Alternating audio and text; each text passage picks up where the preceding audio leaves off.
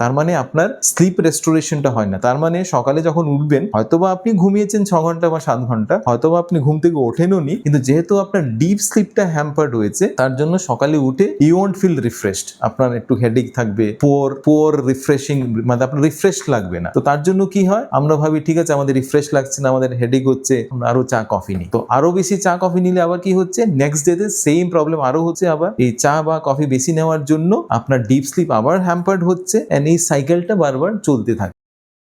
বিগত কিছু ভিডিওতে আমরা আলোচনা করেছি স্লিপ বা ঘুম সম্পর্কে, বিভিন্ন অ্যাসপেক্টস অফ স্লিপ, কি কি উপায়ে স্লিপ বেনিফিশিয়াল। আজ আমরা আলোচনা করব স্লিপ অ্যান্ড টি বা কফি ইনটেক, কি রিলেশন। তো সেই পরিপ্রেক্ষিতে বলে রাখা ভালো যে আমার একজন পেশেন্ট আছে, ওনার নাম হচ্ছে মিস্টার নাহিদ তালুকদার। তো উনি বাংলাদেশের পেশেন্ট। ওনার অনেক আগে আমি অ্যানজিওপ্লাস্টি করেছিলাম, উনি আমাকে প্রায়ই দেখান। তো রিসেন্টলি উনি এসেছেন, তো ওনার সুগার কন্ট্রোলে নেই, কোলেস্ট্রল অনেক বেশি আছে, যদিও উনি রেগুলারলি ওষুধ নিচ্ছেন। কোয়েশ্চেনিং করে এটা জানতে পারলাম যে his sleep habit is not good, উনি 4 থেকে 5 ঘন্টা ঘুমোচ্ছেন। তাই আমি ওনাকে এটাই বললাম যে স্লিপ বা ঘুম খুব ইম্পর্টেন্ট, আপনাকে মিনিমাম 7 থেকে 8 ঘন্টা ঘুমোতে হবে যদি আপনার সুগার কন্ট্রোল রাখতে হয়, যদি আপনার কোলেস্ট্রল কন্ট্রোল রাখতে হয়, যদি আপনার টোটাল হেলথ যদি ইমপ্রুভমেন্ট করতে হয়। তো সেই হিসেবে কোয়েশ্চেনিং করতে করতে আমি যেটা জানতে পারলাম যে ওনার স্লিপের ডিসরাপশনের পেছনে যে মেইন কারণ সেটা হচ্ছে too much consumption of tea and coffee. উনি বললেন সন্ধ্যাবেলা উনি 3 থেকে 4 কাপ কফি বা টি চা নিচ্ছেন। তো সেটাই হচ্ছে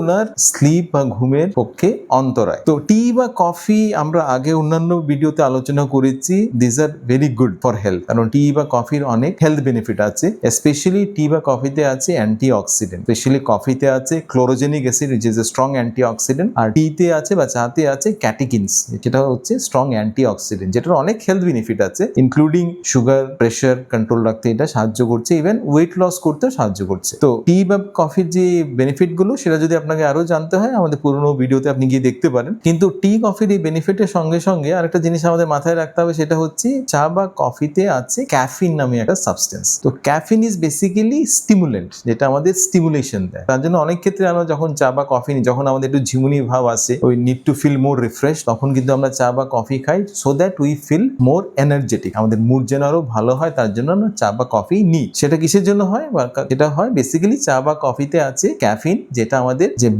ব্রেনকে স্টিমুলেট করছে, কারণ সেটা অ্যাড্রিনালিন বলে একটা হরমোন তৈরি করছে, আর সেটার জন্য আমাদের ব্রেন স্টিমুলেশন হচ্ছে, আর সেটার জন্য আমরা উই ফিল মোর এনার্জেটিক, আমাদের মুড অনেক স্টেবল হয় because we take tea and coffee. তো টি এন্ড কফি নেওয়ারও কিন্তু একটা নির্দিষ্ট টাইম আছে, এর নির্দিষ্ট পরিমাণ আছে। নির্দিষ্ট টাইম এন্ড পরিমাণ যদি আপনি আর চ্যুতি ঘটে, সেটা থেকে কিন্তু আপনার স্লিপ ডিসরাপশন হতে বাধ্য। তো টি বা কফিতে যেটা ক্যাফিন আছে, সেই ক্যাফিনের ম্যাক্সিমাম ইনটেক আমাদের কিন্তু 200 to 300 মিলিগ্রাম, তার বেশি হওয়া উচিত না, কারণ তার থেকে যদি বেশি হয় সেটা বিভিন্ন প্রবলেম করতে পারে। স্পেশালি এটা হার্টের প্যালপিটেশন করতে পারে, ব্লাড প্রেশার ইভেন বাড়াতে পারে, অন্যান্য অ্যাংজাইটি অ্যাটাক করতে পারে। কিন্তু আমরা কিন্তু অনেকেই আছে যারা ক্যাফিনের প্রতি বেশি সেন্সিটিভ। সবার কিন্তু ক্যাফিন সেন্সিটিভিটি সেম থাকে না, কারো আছে ক্যাফিনের প্রতি বেশি সেন্সিটিভ, কেউ আছে ক্যাফিনের প্রতি কম সেন্সিটিভ। স্পেশালি যেমন আমি যদি ক্যাফিন বা টি বা কফি যদি নিই, আই এম সেন্সিটিভ, আমাদের ঘুমের সেটা প্রবলেম হয়। তো তেমনই যদি কারো হার্টের প্রবলেম থাকে, হার্টের প্যালপিটেশনের সমস্যা থাকে, এরিথমিয়ার সমস্যা থাকে, ব্লাড প্রেশারের সমস্যা থাকে, ওদের কিন্তু টি বা কফি পরিমাণটা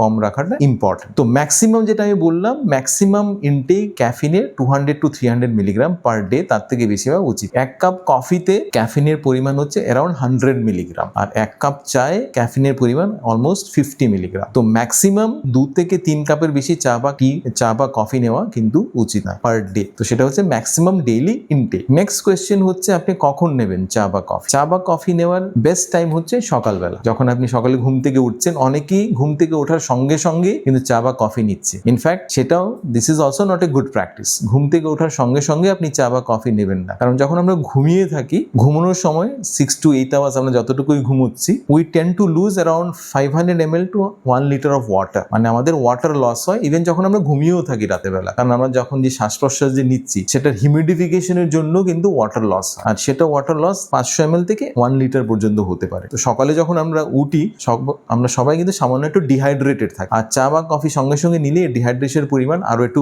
বেড়ে যাবে। তো তার জন্য সকালে উঠে সব থেকে আগে আপনার কিন্তু রিহাইড্রেট করা উচিত, মানে আপনার জল নেওয়া উচিত। তো সকালে উঠে আপনি সঙ্গে সঙ্গে চা বা কফি নেবেন না। অনেকেই যেটা করছে, যেটাকে বলে বেড টি বা bed coffee, which is not good for health. সকালে উঠে you have to rehydrate yourself, আপনার বেশি পরিমাণে জল নেওয়া উচিত। আর সেটা একবার রিহাইড্রেশনের পর তখন গিয়ে after around 90 minutes to 120 minutes, মানে 1.5 থেকে 2 ঘন্টা পর তখন যদি আপনি চা বা কফি নেন, it will be most beneficial for you. কারণ চা বা কফি নিলে it will stimulate your brain and it will keep you alert and active in the day. তো আপনাকে বেসিক্যালি চা বা কফি আপনি নিচ্ছেন to keep yourself alert and active. আর অ্যালার্ট এন্ড অ্যাক্টিভ আপনি কখন নিজেকে রাখতে চাইছেন? ডে টাইম, দিনের বেলা। তো best time to take tea and coffee is after waking up, and that to 2 ঘন্টা পর আপনি চা বা কফি নেবেন, নট ইমিডিয়েট। কারণ চা বা কফিতে যে ক্যাফিন আছে, ক্যাফিনের হাফ লাইফ হচ্ছে 6 to 8 আওয়ার্স। মানে সাপোজ যদি আপনি 1 কাপ কফি নিচ্ছেন যেটাতে অলমোস্ট 100 মিলিগ্রাম ক্যাফিন আছে, সেটা যদি আপনি মনে করুন আপনি সন্ধ্যে 6টার সময় নিচ্ছেন 1 কাপ কফি, তো 1 কাপ কফিতে 100 মিলিগ্রাম ক্যাফিন আছে, এটা কিন্তু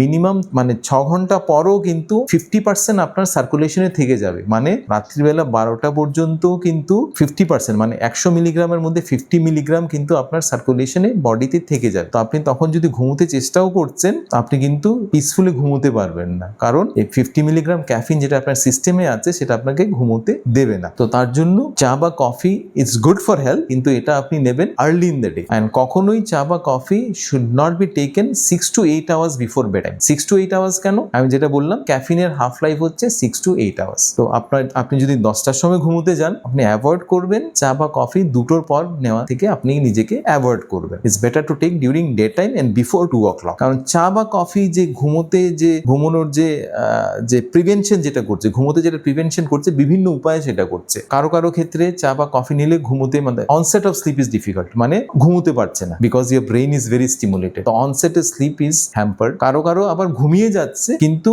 বারবার ঘুম থেকে উঠে যাচ্ছে, স্লিপ যেটা মেনটেনেন্সটা হ্যাম্পার হচ্ছে। তো কারো অনসেট অফ স্লিপ মানে falling a sleep is difficult coffee বা চা নিলে, specially later part of the day তে নিলে। কারো আবার later part of the day তে যদি চা কফি নেয়, তাহলে কি হচ্ছে, বারবার উঠে যাচ্ছে। আর কারো ক্ষেত্রে এই দুটোই হয় না। আমার একজন ফ্রেন্ড ছিল যে রাত্রিবেলা চা বা কফি নিতে, স্পেশালি কফি নিত। তো বলতো যে আমার তো ঘুমোতে কোনো সমস্যা হয় না, আমি তো চা কফি খেয়েও 2 ঘন্টা পর ঘুমোতে পারি, ইনফ্যাক্ট আমি রাত্রিবেলা বারবার আমাকে যাতেও হয় না, তো আমি চা বা কফি কেন নেবো না? তো এই প্রশ্নের উত্তরটা হচ্ছে, ঠিক আছে, ওনার হয়তো বা ঘুমোতে কোনো সমস্যা হচ্ছে না বা ঘুমের মেনটেনেন্সে কোনো সমস্যা হচ্ছে না, কিন্তু চা কফি লেট নাইটে বা লেট ইভিনিং এ নিলে কি হয়, আপনার যে স্লিপ যেটা ডিপ স্লিপটা হ্যাম্পার্ড হয়। আমাদের স্লিপটা ডিফারেন্ট টাইপের হয়। তো সোজা কথা বলতে গেলে আমাদের স্লিপ ফার্স্ট স্টেজ হচ্ছে লাইট স্লিপ, সেকেন্ড স্টেজ হচ্ছে ডিপ স্লিপ। তো ডিপ স্লিপ আমাদের বেসিক্যালি রেস্টোরেশন দেয়। রেস্টোরেশন বলতে আমাদের কখনো ঘুম থেকে উঠলে যে আমাদের উই ফিল রিফ্রেশড, সেই রিফ্রেশড ফিলিংটা দেয় কিন্তু deep sleep, stage 3 and 4 sleep, যেটাকে আমরা বলি ডিপ স্লিপ। চা বা কফি বা অ্যালকোহল নিলে, স্পেশালি লেট আফটারনুন বা লেট ইভিনিং, এই ডিপ স্লিপ মানে স্টেজ 3 and 4, এই ডিপ স্লিপটা আপনার হ্যাম্পার্ড হয় আপ টু 30 to 40%। তার মানে আপনার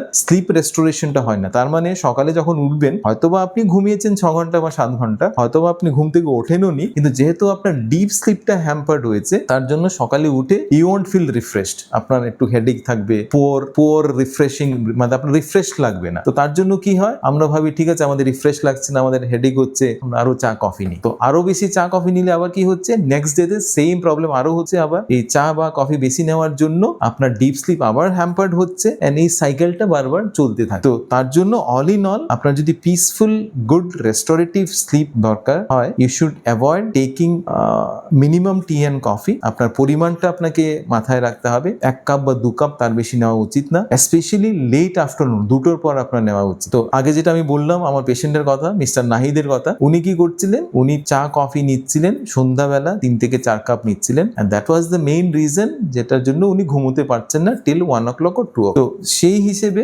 আমরা সবাই জানি, for good health, for better health, for our cardiovascular health, আমাদের যদি ভালোভাবে আমাদের লাইফস্টাইল যদি মেনটেন করতে হয়, ঘুম খুব ইম্পর্টেন্ট। এন্ড সেই হিসেবে চা coffee obviously is very good, আপনি অবশ্যই নেবেন, but without milk and without sugar. কিন্তু আপনাকে মাথায় রাখতে হবে পরিমাণ, আপনাকে মাথায় রাখতে হবে timing, because both of this are very important. আশা করছি নেক্সট টাইম যখন আপনি চা নেবেন, স্পেশালি কেউ যখন আপনাকে অফার করবে, specially late afternoon or evening, I think you should see no to tea and coffee in the late afternoon or evening. আশা করছি এই টিপসগুলো আপনাদের সাহায্য করবে, and thank you all for your patient here.